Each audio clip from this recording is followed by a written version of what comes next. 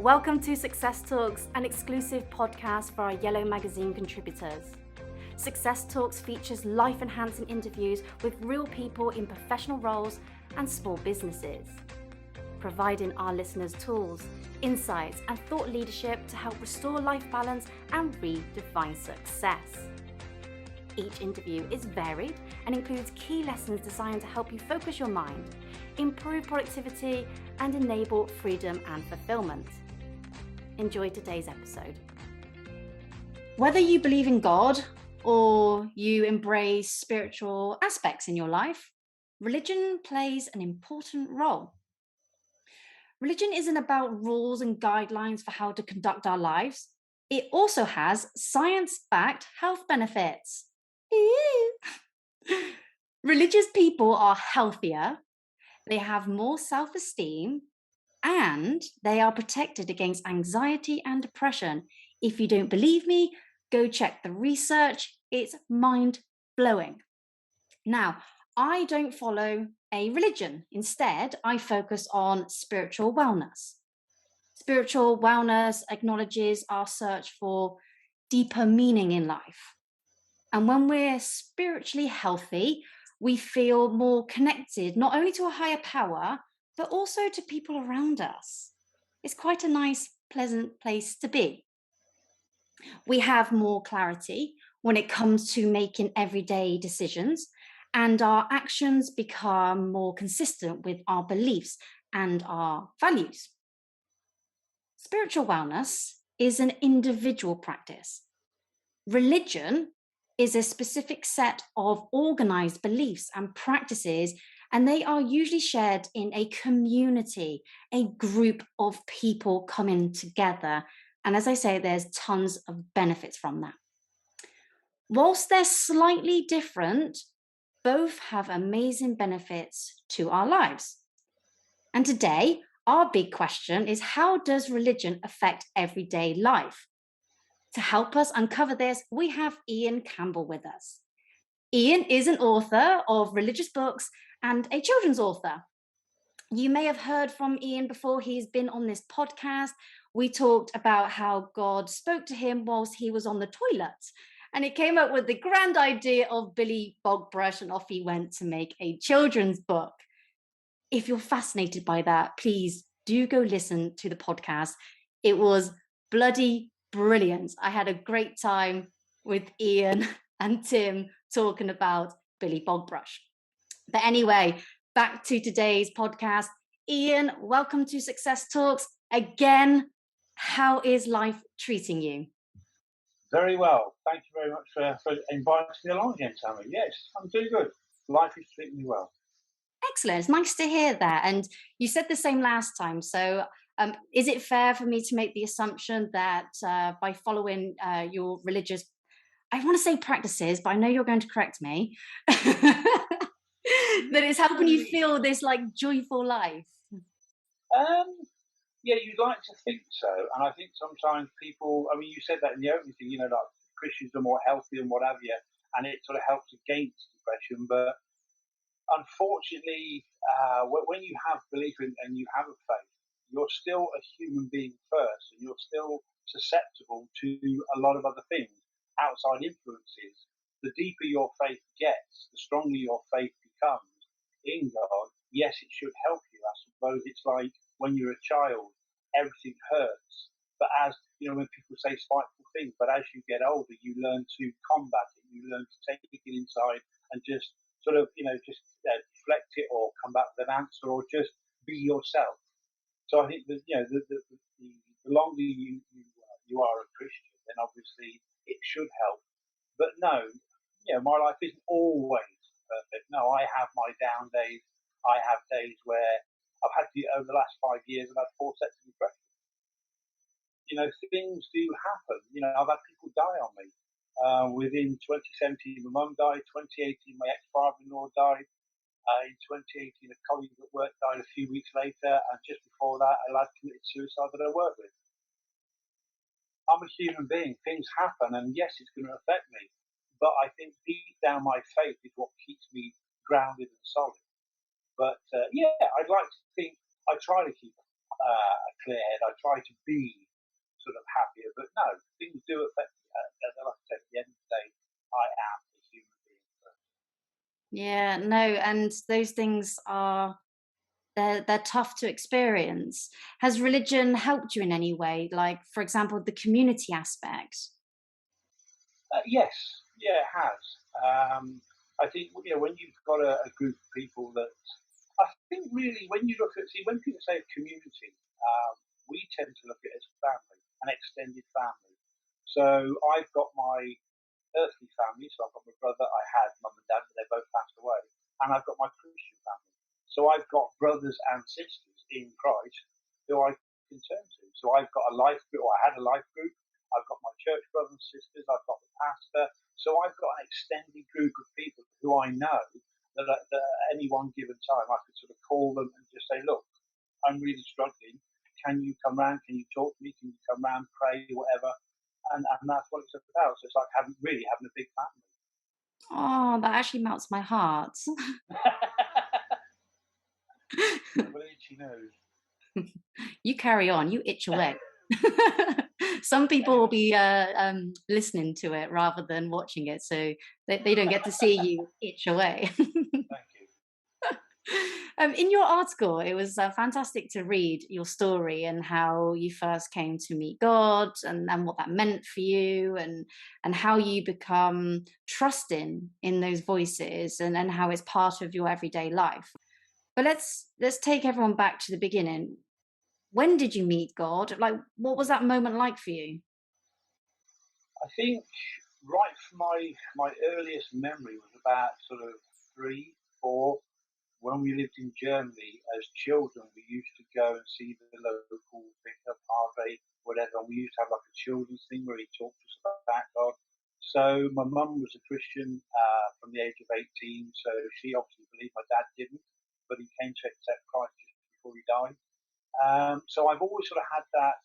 I believed in God, and I had my mum obviously being a Christian, although it wasn't so prevalent growing up. It wasn't a Christian household. So I've always knew God was there. I've always had I suppose, a belief that there is a God. And I had when I say I had a belief, I used to talk to God, but I didn't have a relationship with God. That's the difference. It's like I know Boris Johnson. Everybody knows Boris Johnson, but I haven't got a relationship with him. So I knew God. I knew that he existed, or at least I believed he existed. Now I have a relationship. So yeah, Okay. it was sort of growing up. I always believed in God. I always thought, yes, there is a God there. So I did talk to him from time to time, whatever, and then came home in 1993, and it all just kicked off from there. You say you had a relationship with him. How do you describe a relationship with God? I think it's the same as a relationship with, for me, it'd be a relationship with a wife. In the same thing, you get to know a person, you meet them, you spend time with them, you talk with them. I know from a human aspect, I'm talking to you, you're answering back. I can see you in the flesh. You're answering my questions, I'm answering yours, and so forth. But to have a relationship with God, you've first got to believe that He exists. And then when you talk to Him and you read the Bible and you talk to other Christian people, they explain to you how God answers your questions. So you could be sat there and praying and say, look, Lord, this is the situation I'm going through. But when you talk to God, the best thing about it, or one of the best things about it, is that you already know that He already knows what you're going to say before you say it. Oh And no. it's scary sometimes, but you've got no idea what I'm about to say, but God knows. So He knows what I'm going to pray about, and He's already sent an answer, and it will turn up exactly when He needs it to turn up. Be it today, in 5 minutes' time, a month's time, a year's time, the answer will turn up. It could well be you might say something, and I'll go, "That's the answer I need."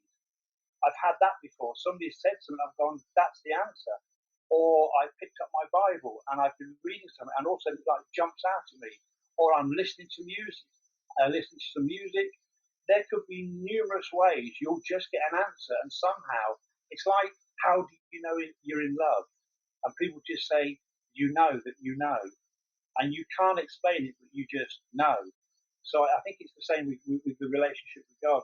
You just know because You pray, you get answers, and then you pray again and you get answers, pray again and you don't get answers. And it's how the faith sort of builds up. It's that trust, that trusting in what you've read, that you understand that God has got an answer, but it could be yes, no, or wait. And once you believe that and understand that, you then turn around and say, okay, I've got my answer now, I've got my answer coming, or I have to wait for a long time. Is it that simple? Yes, no, and wait, or is there another message that you would receive? Is it like a sentence? No, I like to keep it simple. I mean, don't get me wrong, I'm not a guru on the Bible and Christianity, but I like to think it is, yeah. Yes, no, or wait. Because, I mean, there's in a way, there is two answers, isn't there? Either it's a yes or it's a no. But the wait is the answer's coming. So is that like God's got a plan for us? Is that kind of like the way that you see it? There's almost like everything's scheduled and it's going to happen. Like the way I see the world, I had some fun with some drugs Okay. on one occasion, Okay. maybe twice. Don't judge me. Oh, no. Ah! But anyway, I won't do this drug again because like it really confuses me. And I think I can see what the truth is. Okay, so that's going to mess with anyone's head. And I see the past, the present, and the future. The present is what's in front of me right now, or what's in my world right now. And everything feels like it's so connected and it's all planned out. And then I can predict the future. I know the steps because history repeats itself. And whatever I'm going through now is almost like an algorithm. And then this thing's going to happen. And I felt these things happen. And it was like, what's that thing? Deja vu, when you think, oh, I feel like I've done this before. Well, that's happened. And I've been like, well, I seen that in this like heightened state of trippiness. And it got me thinking about, well, is that what God is? Like, there's a plan for us, and there's these steps that we're going to follow. And so the whole wait part is something's coming. Just hold fire, just hang in there. Yeah, when you read the Bible, God does say, it's like Jeremiah 29, verse 11, I know the plans I have for you, to give you a future and a hope, for good and not for evil. God has a set path for every single human being on the planet. But unfortunately, a lot of people don't know him, therefore miss out the plan. So, God has got a life for you, and it's guided by certain steps. But at the end of the day, it's hard to explain. And like I said, I have to be very careful. You've got free will. So God wants you to go on this place. He wants you to go on this path. He wants you to walk this path here. And because he's got this coming, but you, in your life, same as me and everybody else, we're influenced. We grow up. We've got different influences, parents, media, friends, colleagues, and we go off on this tangent. And God said, that's fine. I know that. But somehow I'll bring you back onto this path. But you still have to say so that you can flatly refuse it and go, not interested. And God goes, that's absolutely fine. Just like the children of Israel, he said, you need to go into the promised land.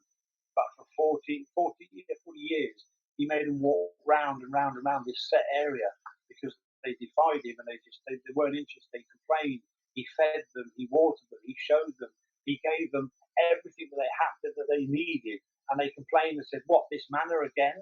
And he's going, but I fed you supernaturally and you're sick to death of what I'm doing for you. So you will now not enter my rest. So he had to make them walk round and round. So all the people, I think it was 40 years and over, had passed away. All the kids come up to the age of 40, they're the ones that went into the promised land. I think it's something like that.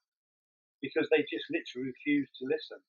God has a plan. It's not like you have to follow this plan. It's my plan and you have to do it. It's not like that. God is saying, I have a plan for your life. It's beyond anything you could ever dream of. It's better than you could ever hope for, but I'm giving you free will to go your own way, to choose your own path. But it's like this discussion today. I'm saying to people, here's Jesus Christ. It's up to you if you want to choose him. You have the free will and the right to say no. But as for me and my house, we're going to follow God. I've chosen that path. So he has a life for you, He has a situation, it's all worked out. And he said, if you just trust me and follow me and just keep going along, things will happen. And even if you move, you lose that job, you get this job, and you think, this is the job that I was meant to have. You get that feeling, I wish I'd done this years ago, but God said, like you said a few minutes ago, well, no, it's going to come here. You weren't going to get it at 16. I need you to get it at 36 because I needed 20 years experience enough for you to handle this job here. Like you wouldn't. One of the things they always use at church, you wouldn't give your 5-year-old the keys to your car. Right. So you wait until your child has taken their test, and then you still probably wouldn't give them the keys to your car until they've driven around a bit in a bang, and then you go, there's my keys, I'll trust you. God knows when you're ready to take the position that he's got for you, but he needs you to trust him to do what you've got to do, carry on doing. And it's very difficult because some people like me, I haven't got a lot of patience. And God says, it will come, wait, it will come at the set time and not before. And I don't care how you feel, how much you win, how much you complain, it ain't coming until I say it's coming because I need you to have the experience. So it's something like that. That's how it sort of works. He has got a path for us to go on, but not all of us accept it. There's a saying that timing is always key, and that's what you're saying with the plan. It will come at the right time. And the point you said about before around you're always being taught that lesson. If you don't listen and take the necessary steps, you're going to repeat the same thing over. And I think it's Einstein that said, insanity, the definition of insanity is repeating the same thing over and over, but expecting different results. Exactly. And that stuck with me. And I thought, well, absolutely.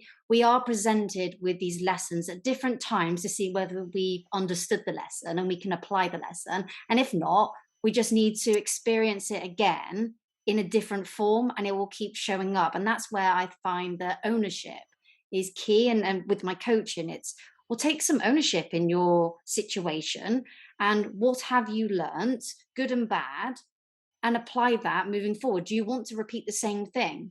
Probably not. Okay, so what are you going to do differently? I'm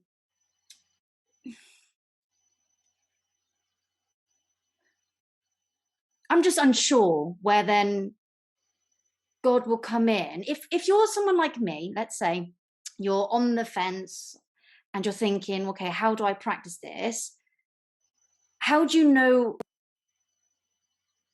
to trust in God, to go to your local church and say, right, I want to take part? Like, well, what do I need? Like, how would you convince someone like me? I think one of the things I've always thought of is, let's say me and you go to the cinema and we both sit and watch the same film. You come out of the cinema with me and you go, that was rubbish. And I go, that was brilliant. So people come along and talk to us and say, what do you think, Tammy? You said that film was rubbish. I wouldn't bother. And they ask me and I go, best film ever. You need to go and watch it. What do? You now have a dilemma. You have one shot in this life. You have one shot, one life. Okay? I don't believe in reincarnation. Sorry if that offends people. But you have one shot at this. So the only way you're going to know, it's like you love your partner. I love my ex-wife. How do you know? Well, go and get married. Go and say the vows. It's that simple sometimes. You can ask all the questions, and if you wait to get all the answers and all your ducks in a row, you could be waiting until you're 98. True. Jump in, say the vow. No marriage is perfect because you're marrying somebody that's imperfect. They come with baggage. So it's how do you know? Well, take the step. That person could say, well, you said the film's rubbish. You said it's great. What do I do? Well, you go and watch it for yourself. You go and eat the meal. You go and watch the film. As the Bible says, taste, see that God is good. God will ask you about your life, not through me. I won't be stood next to you. He'll ask you. It's your life, your decisions. You have to make them, same as I do. God will ask you, what have you done with your life? It's got nothing to do with me. Or your partner, husband, kids, whatever. It's got nothing to do with them. He'll ask you. So you get one shot at it. So I would say to people, in all honesty, jump in. Go and have a go. Because from my point of view, You will not be disappointed. I made this decision, years ago, nearly 30 years ago. You have a choice. So you can either accept God or reject. It's not about going to church. It's not about going to a place. It's not about praying. It's about a relationship with God. When you get married, it's not about sex. It's not about looks. It's not about food. It's about a relationship. It's about getting to know the other person. It's about loving them, warts and all, first thing in the morning, last thing at night, when they're fully dressed, looking exotic and beautiful, or they've just got up and they look an absolute mess. It doesn't matter. You know them. You love them. You love the person inside the body, inside the face. You know that person. You have contact with them. You talk to them. You know them. So this is what it's all about. If you're looking for somebody, if you're looking for something, I tell you now, you go to God. He is that good. He is that perfect. And he's like, if I can only, the only problem I have is if people have had a bad relationship with their earthly father. I did. So when I try to think of God as a father, I struggle with that. My dad, forgive me, he's been long gone, but I won't sort of speak ill of him, but he wasn't the father he should have been. If they told me God was a mum, I'd have no problem. My mum was awesome. But if people have had a bad relationship with a male figure, they may have a problem with getting to know God as a father, as a heavenly father. But all I can say is, like I said, you get one shot at this. You can either listen, you can go on YouTube. There are millions of videos that tell you God doesn't exist, but you can also go on YouTube. There are millions of videos that tell you he does. You have a choice. What do you do? The choice. Go to church. Put your trust in God. Give it a go. He will not disappoint. Don't listen to me. Don't take my word for it. Because I will tell you, go to church. He is really the best thing ever. But then you listen to somebody else and they might go, no, he's talking rubbish. You go and taste and see that God is good. You give it a go. You put your hands together. You ask him. You ask him into your life. You tell him that you want him to show you just how good he is. Let him show you. That's what it's all about. And I tell you what, he will not disappoint you. Yeah, well, then if you try it, then you're the one that can make your own judgment on that. I totally agree with you. Like people make an opinion on something based on someone else's opinion. It's like, well, how do you know that?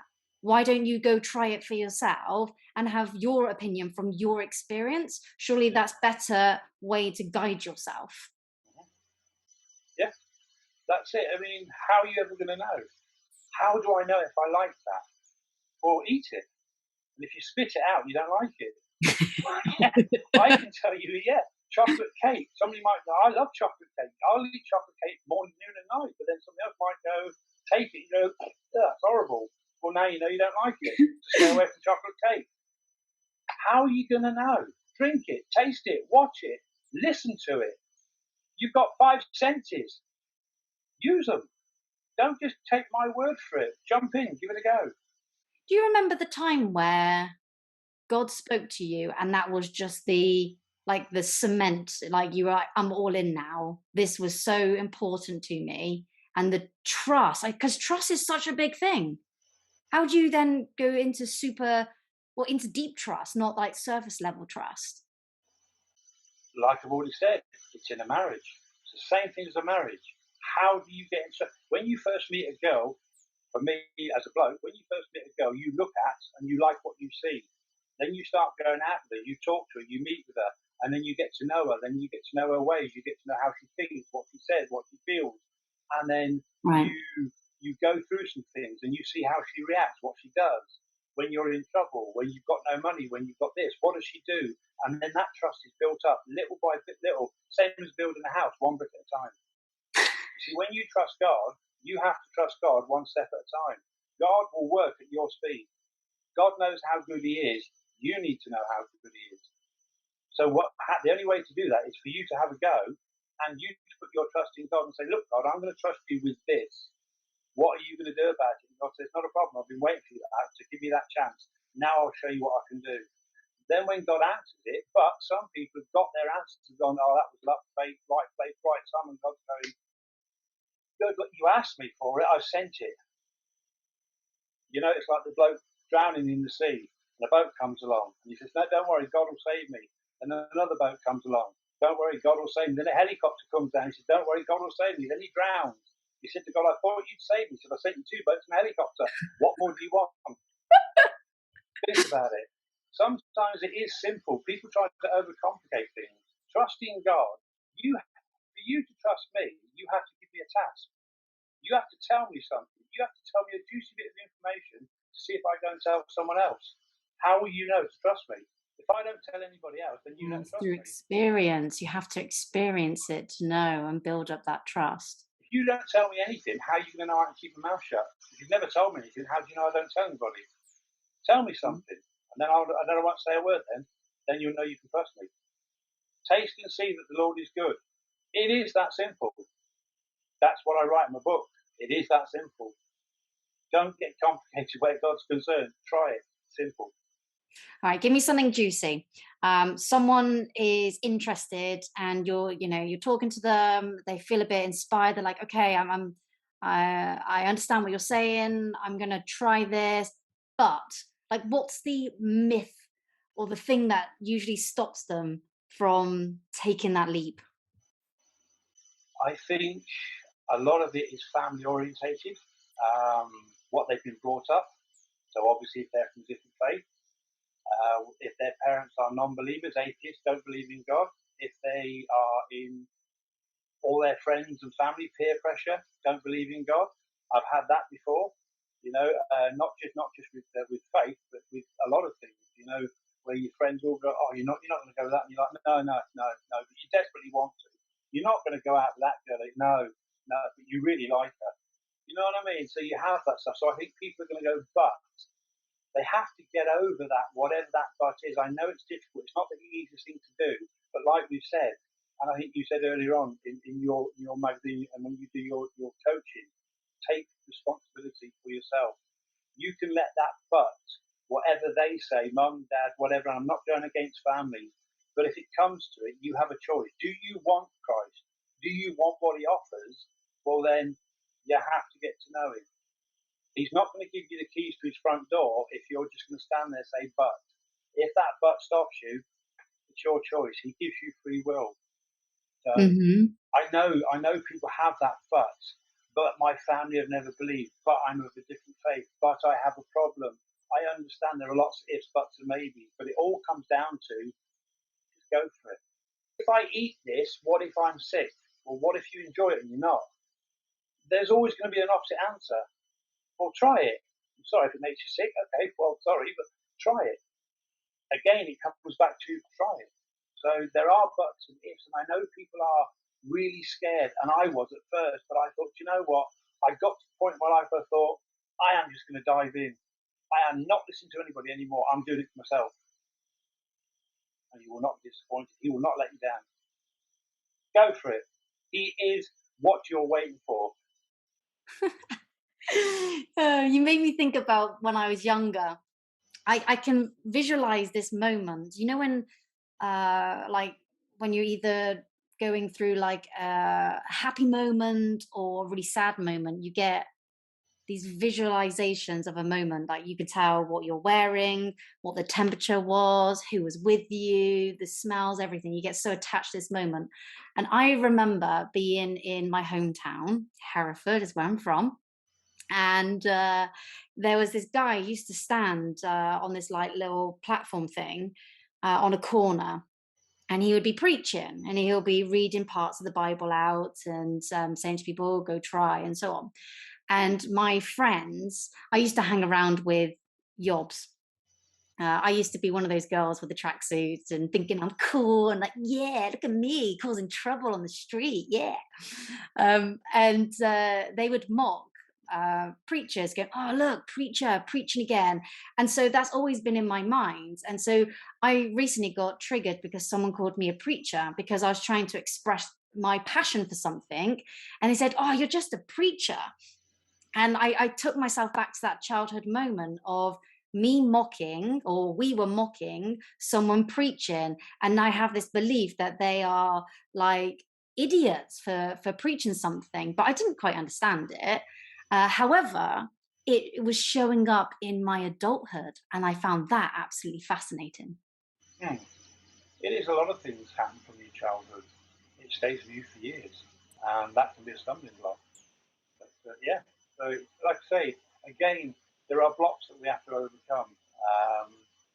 And you, like you said, you can go back to a moment and you can recall it, and then you actually feel, well, I don't want to look stupid. I don't want to be sort of, set out. I don't want to be left out. I don't want my friends to be this, and I don't want to leave me out. We always like to be loved. We always want to be in a group. We want to be popular because it's that myth. But at the end of the day, I think if all of us were to actually strip it all away and say, what are you actually searching for? And you're searching for love and acceptance. That's Mm. what we're searching for. We're searching for true love. And we believe what the magazines and the media say. True love is found in, and they'll tell you all the ways, but true love is found in God because He is the only one that knows what love really is. True, deep love. So when Are you you say, telling me that Disney stories are fake? That I won't find my prince, like being in a castle and waiting for him to save me?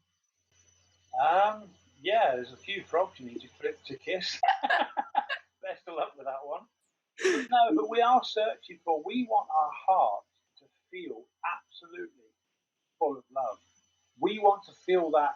And if you, like I say, if you come from a real good family and you felt love from your family, you know what that feels like. But if you haven't, we're searching for it. But there's a part in your heart that only God can fill. And that will never be filled by anybody. Sex, drugs, rock and roll music, people, whatever. Will never be filled. The only thing that can fill it is God. I've been So, doing it all wrong all these years. but we're looking for true love and acceptance, and God gives you both. Yeah, no, I have to agree You're on that. accepted as you are. He wants you to come to Him, warts and all. Not that you've got warts, but you know what I mean. He wants you to come as you are because He says, I know you. I know more about you than you know about yourself. I know things about you that you've forgotten. I know things about you in the future that you're not even, you haven't, well, you haven't even done yet. This is what I mean. I'm pretty sure I've seen what the truth is and like how these steps are planned out for us. And they're like the algorithms, the decisions that we make, our emotions, the weather, our environment, and it will predict where we're going to go. And this is where you said about God gives you free will. So He's given us variety because life would be boring if we were following a simple step. It's like, yeah, let's give you some variety to your life so that you can be a little bit naughty or daring or adventurous, but coming back to the key principles and then guiding you to the greater place, the higher power that you actually want to achieve. When we look at everything in this world, it's been created. Everything has been created by somebody. So God is the creator of this world. So He is the creator. So He wants us to come back to Him. So yes, like you say, there is a path, there is a life, there is things that He's created everything for its time and its place, and that's you, your life, and everything about you. And that you're getting flashes of the truth, and you're that close to the cross. But you have a choice. Do you take that leap, or do you not? You're one of the people watching this video. You are that close, and you don't even know it. I'm telling you today, you are that close. That kind of like ties right into the next three questions. So, based on what we've shared today, what one key advice would you give to the listeners? I think I've already said it. Just jump in. Stop thinking, stop overthinking, stop analysing. I've done this all my life. I think I turn it inside, and inside out. Stop. You have a choice. Take it or leave it. Don't leave something that you'll later regret in your life. Because at the very end of time, you will stand in front of God and He will ask that question: do you know my son? What did you do? What, your life? Explain it to me. And you've got nowhere else to go. Nobody else will be with you, just you. So you have one shot at this. Give it to God. Make that choice. Jump in. Give it a go. Stop procrastinating. Stop overthinking. Jump in. You got armbands on and swimming trunks or a costume. Jump in the water. You're not going to drown. You've got your armbands on. Stop worrying about it. Get in the water and enjoy the swimming. Okay, do you have any services, products available to help the listeners to go to yellow? Yes, the Bible. It's the greatest book ever written, ever read. It's got all the answers that you need.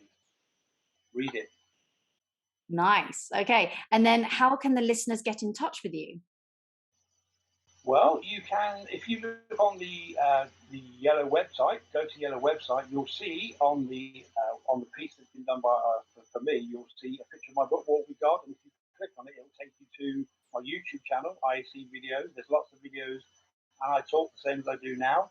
So you can go on there and you can comment or get in contact with me that way. But if there's enough people that really want to ask some questions, just to get hold of you, Tammy, and just let you know, and you'll pass my details on to them, and then they can contact me if they want. Brilliant. So Ian is available to support you, guide you, and inspire you on a journey to yellow. Reach out to him today. Help is here. It's always here, but you have to take the first step. Details can be found in the description.